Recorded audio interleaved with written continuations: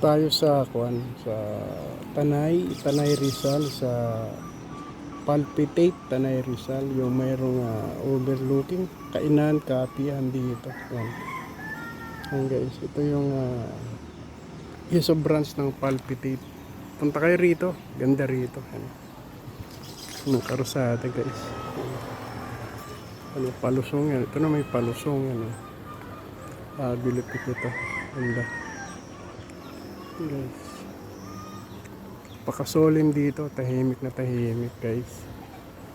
Yan.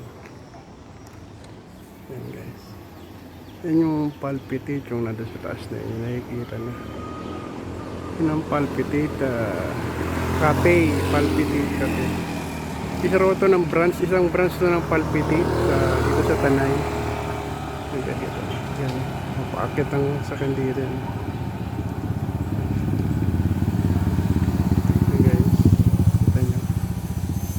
Ganda ng lugar dito, napakatahimik, sarap matulog lagi. Lamig. Kaya lang yung sasakyan dito kailangan malalakas. Yung dala kong sasakyan, ako hirap na hirap sa ahon. Halos masira na nga yung gauge. Pero yung dito, yung malang overheat ko to, hindi eh. Yung mga motor dito, lakas umahon. Motor dito. Guys, punta kayo rito sa Palpitate Tanay Rizal.